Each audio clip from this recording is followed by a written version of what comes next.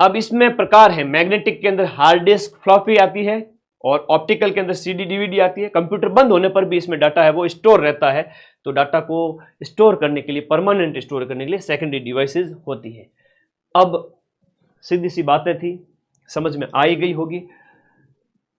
और मेरे प्यारे साथी, अगला जो है वो मेमोरी यूनिट्स का है। एक प्रश्न 5 में से मेमोरी यूनिट का आपके पेपर में छप चुका है। मुझे बताओ सबसे छोटी इकाई कौन सी है? स्टार्टिंग की 3 सबसे छोटी इकाई, स्टार्टिंग की सबसे 3 छोटी इकाई बताओ।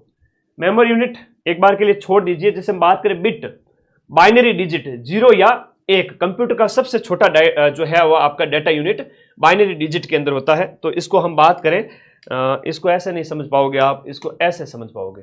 कंप्यूटर का सबसे छोटा डाटा की बात करें तो ये होता है आपका बाइनरी डिजिट, और बाइनरी डिजिट है आपका 0 या 1, इस तरह से 0 या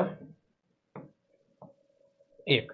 बाइनरी डिजिट 1 बिट बराबर, मतलब 1 बिट मतलब बाइनरी डिजिट है ये 0 या 1। फिर हम बात करें 4 बिट मिलकर के एक निब्बल बनाते हैं। 4 बिट मिलकर के, बहुत बढ़िया मनोज कुमार सैनी, सारा बिट बाइट निब्बल। तो ऐसे लिखो ना, बिट बाइट। देखो सबसे पहले बिट हो गया, बाइट हो गया, फिर निब्बल हो गया। तो 1 नंबर पे ये हो गया, 2 नंबर पे ये हो गया, 3 नंबर पे आपका, जैसे 1 बिट से सबसे स्टार्टिंग से हमने स्टार्टिंग यहां से की, बाइनरी डिजिट है ये। बाइनरी डिजिट जो है वो आपका 1 बिट एक बाइनरी डिजिट होता है, जिसे 0 या 1 हम कहेंगे। और जो आपका, एक सेकेंड, बाइनरी डिजिट 0 या 1 वो एक बिट को कहेंगे। अब 4 बिट मिलते हैं तब निब्बल बनता है। तो आपका बिट से निब्बल, निब्बल से आपका बाइट बनता है, 8 बिट से बाइट बनता है। 1024 बाइट होते हैं तब 1 केबी बनता है।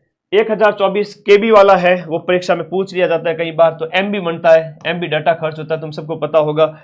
ये 1000 एमबी है तो 1 जीबी बनेगा, 1 जीबी डाटा। और 1024 जीबी होगा तब टीबी बनेगा। टीबी 1024 मिलेंगे तब पेटाबाइट बनेगा, है ना। और उसके बाद में पेटाबाइट से हेक्साबाइट, हेक्साबाइट से जेटाबाइट। तो थोड़ा सा याद रखना, एक प्रश्न आपके पेपर में यहां से छप चुका है। सबसे हम बात करें, बिट एक छोटी इकाई है जो कि आपकी एक बाइनरी डिजिट होती है 0 या 1। अब बिट आपका हम बात करें, 4 बिट मिलकर के एक निब्बल बनाते हैं। तो पहला बिट हो गया, उसके बाद में हमने बात की निब्बल की। तो बिट 4 मिलते हैं तब एक निब्बल बनता है, ठीक है। तो ये डिवाइस, ये थोड़ा याद रखना, किलोबाइट वाला ये पूछ लेते हैं, केबी वाला पूछ लेते हैं। नॉर्मल आप फोन वगैरह यूज करते हैं, डाटा का पता चलता है कि भाई जो है बाइट 1024 बाइट है तब जाके के आपका किलोबाइट बनता है। ये सब डाटा आपके खर्च होते हैं, पता चलता है कितने एमबी चले गए। आज से 5-10 साल पहले जियो नहीं आया था, तब से हम कह रहे थे कि भाई इतने हमारे केबी चले गए, इतने एमबी चले गए। आज के टाइम में तो तुम जीबी का भी टेंशन नहीं लेते कि इतने जीबी डाटा आ गए। 5-5 जीबी, 2-2 जीबी रोज के तुम 10-15-20 के एक्स्ट्रा रिचार्ज करके भी क्लास देखते रहते हो। तो पहले के टाइम में तो हम बात करें 10 साल पहले, जो सोच करके टेंशन होती थी कि इतने एमबी जा रहे हैं, तो एमबी से आपका जीबी इस तरह से छोटे। प्रश्न पक्का है इनमें से। स्टोरेज डिवाइस की बात करें, स्टोरेज डिवाइस जो है वो आपके कंप्यूटर में डाटा स्टोर करने के लिए 2 प्रकार की मेमोरी है। एक तो प्राथमिक मेमोरी, प्राथमिक में हमने रैम रोम की बात की थी, और रैम रोम प्राथमिक इकाई के अंदर आएगी। देखो बहुत प्यारा क्वेश्चन है। प्राथमिक स्टोरेज इकाई के अंदर हमने बात करी प्राइमरी स्टोरेज मीडिया, जिसके अंदर रैम और रोम है, लेकिन ये वोलेटाइल है, नॉन वोलेटाइल है। स्थायी जो है आपके रैम है वो जो है अस्थायी। अभी हमने इसके बारे में बात की थी, स्थायी और अस्थायी के बारे में। तो वोलेटाइल, नॉन वोलेटाइल, ये कंप्यूटर के सीपीयू के तत्कालिक डेटा उपलब्ध कराती है। तो प्राथमिक में तो ये आ जाएगी, दोनों ही प्राथमिक के अंदर है, दोनों ही प्राथमिक में, ठीक है। लेकिन द्वितीयक के अंदर कहें, ये मोस्ट इंपोर्टेंट प्रश्न है, एग्जाम में आपसे पूछा जाएगा, सेकेंडरी स्टोरेज डिवाइस कौन सी है? जो हार्ड डिस्क है, फ्लॉपी डिस्क है, एसएसडी है। इसका प्रश्न सीधा सा परीक्षा में पूछ लिया जाता है। फ्लॉपी डिस्क, ये आपकी, इसका निर्माण कैसे होता है? तो माइलर प्लास्टिक से बनी होती है। इसका डाटा ट्रैक और सेक्टर में व्यवस्थित किया जाता है। डाटा पढ़ने के लिए डिस्क ड्राइव का इस्तेमाल करते हैं इसके अंदर, और एक्सेस विंडो डाटा पढ़ने का स्थान होता है फ्लॉपी डिस्क में। फिर इंडेक्स हॉल है वो फोटो सेंसर द्वारा डिस्क की स्थिति निर्धारित करने के लिए। सारी बातें नहीं पढ़ूंगा, मैन जहां से प्रश्न आता है वही पढ़ाऊंगा। इसकी विशेषताएं हैं वो आपका बताया गया डाटा है वो आपका चुंबकीय रूप में स्टोर होता है। पुराने समय में मुख्य रूप से ऑपरेटिंग सिस्टम और एप्लीकेशन स्टोर करने के लिए इसका इस्तेमाल जो है होता था। हार्ड डिस्क की बात करें, हार्ड डिस्क कंप्यूटर का जो है वो मुख्य स्टोरेज डिवाइस है ना, ये भी याद रखना, परमानेंट डाटा स्टोर करता है और मुख्य डिवाइस है स्टोरेज की आपकी हार्ड डिस्क है। कितने की हार्ड डिस्क लगी हुई है हम कहते हैं इस टाइप से। तो मास स्टोरेज डिवाइस जो है बड़ी मात्रा में डाटा स्टोर करता है। हार्ड डिस्क का एक प्रकार है सब। ऑनलाइन स्टोरेज डिवाइस की बात करें तो अलग अलग इसके अंतर्गत आ जाएगा। इसकी संरचना वगैरह ज्यादा इंपॉर्टेंट नहीं है, डिस्क प्लेटर वगैरह ये ज्यादा इंपॉर्टेंट नहीं है। इसके बाद हम बात करें सीडी रोम की बात करें, compact disc read only memory, ये इसका फुल फॉर्म है। सीडी रोम का फुल फॉर्म है, कॉम्पैक्ट डिस्क सीडी का फुल फॉर्म है कॉम्पैक्ट डिस्क। अब ये ऑप्टिकल स्टोरेज डिवाइस है, ऑप्टिकल मतलब प्रकाश से संबंधित, तो ऑप्टिकल स्टोरेज डिवाइस होता है। और रोम है वो आपका, मैं इसको A4 साइज के पेज में भेजूंगा, सिर्फ 15 पेज। 4th ग्रेड के लिए कंप्यूटर के फोटो लगे हुए हैं ना, जैसे ये फोटोज लगे हुए थे ना, तो ऐसे में फोटो लगे हुए सिर्फ 15 पेज के अंदर आपको A4 साइज के नोट्स देने वाला हूं। अभी टेलीग्राम ग्रुप में ज्वाइन कर लो फटाफट, सारे साथी टेलीग्राम में जाओ। ये देखो टेलीग्राम का लिंक दिया हुआ है नीचे ब्लैक कलर की पट्टी में ब्लू कलर का, उस पर क्लिक करो और टेलीग्राम में जाके ज्वाइन बटन कर लो। तो मैं वो A4 साइज के 15 पेज कर दूंगा इसमें, ताकि आप लोगों के लिए सहूलियत हो जाए।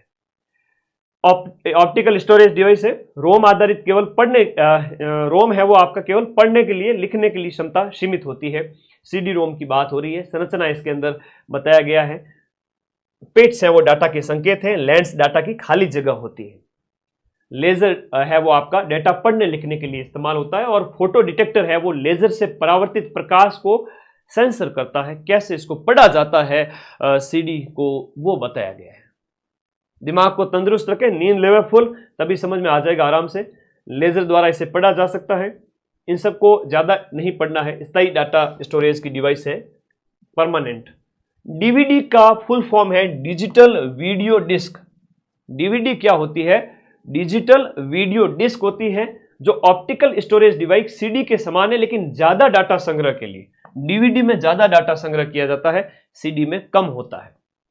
ठीक है, इसकी संरचना भी बताई गई है, कैसे कैसे क्या होता है, वो ज्यादा इंपॉर्टेंट नहीं है। इसके लिए क्या होता है कि डीवीडी में डाटा पढ़ना और लिखना दोनों ही संभव है। अब उच्च घनत्व हाई डेंसिटी के कारण अधिक स्टोरेज क्षमता होती है, और ड्राइव डाटा एक्सेस के लिए डीवीडी ड्राइव का इस्तेमाल किया जाता है। डाटा एक्सेस के लिए हम किसका इस्तेमाल करेंगे? डीवीडी ड्राइव का इस्तेमाल करेंगे।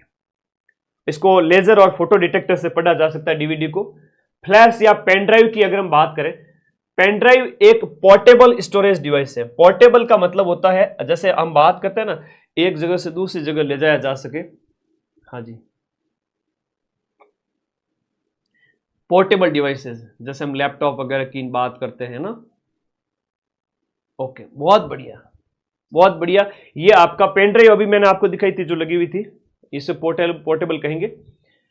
Floppy, hard disk, CD, DVD की तुलना में पोर्टेबल सुविधाजनक होते हैं, जैसे है ना, पावर बंद होने के बाद में डाटा सुरक्षित रहते हैं। आसानी से आप यूएसबी पोर्ट के माध्यम से कंप्यूटर या अन्य डिवाइस से उसको कनेक्ट कर सकते हो। जो मैंने निकाल के आपको दिखाई थी यूएसबी, तो आसानी से उसे आप दूसरी डिवाइस से कनेक्ट कर सकते हो, वो पोर्टेबल डिवाइस होगी। ठीक है, आगे देखो, जिप ड्राइव है वो फ्लॉपी डिस्क जैसी पोर्टेबल मैग्नेटिक स्टोरेज डिवाइस होती है। जिप ड्राइव, ब्लू रे डिस्क जो होती है वो वीडियो, हाई क्वालिटी मीडिया और बड़े सॉफ्टवेयर स्टोर करने के लिए, जैसे ब्लू रे डिस्क जो है वो वीडियो और बड़े जो डाटा स्टोर करने के लिए इसका इस्तेमाल किया जाता है। एक एक लाइन पढ़ लो स्टार्टिंग वाली, उससे ज्यादा नहीं पढ़नी है। इनपुट आउटपुट डिवाइस में ज्यादा मेहनत नहीं करनी है कि भाई इतना भी डीप में, पटवारी में नहीं पूछा तो इसमें क्या ही पूछेंगे।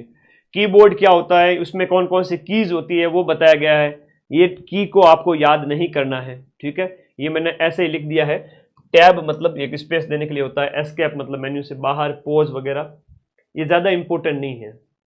ठीक है, माउस है तो माउस के बारे में हम बात करें तो वही आपका कर्सर जो ब्लिंक होता रहता है, नॉर्मल सी चीज है।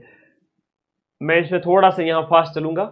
माउस के अंदर राइट क्लिक, लेफ्ट क्लिक, तो जो है माउस का आपका डबल क्लिक है तो खोलने के लिए कोई भी फाइल या फोल्डर को, नॉर्मल चीजें हैं। जॉयस्टिक क्या होता है, जैसे हम बात करें कोई गेम वेम खेल रहे हो तो आप उसका एक ऊपर से निकला हुआ रहता है हत्था टाइप के, उसको आप जैसे ही इसे इधर उधर मूव करते हो, लेफ्ट राइट आगे पीछे, तो वैसी की वैसी पोजीशन बनती जाती है। तो मूवमेंट के लिए इसका गेम वगैरह में, कंप्यूटर गेम में इस्तेमाल किया जाता है इनपुट डिवाइस है। तो इनपुट डिवाइस को मैं, स्कैनर वगैरह की बात करें, इनपुट डिवाइस है।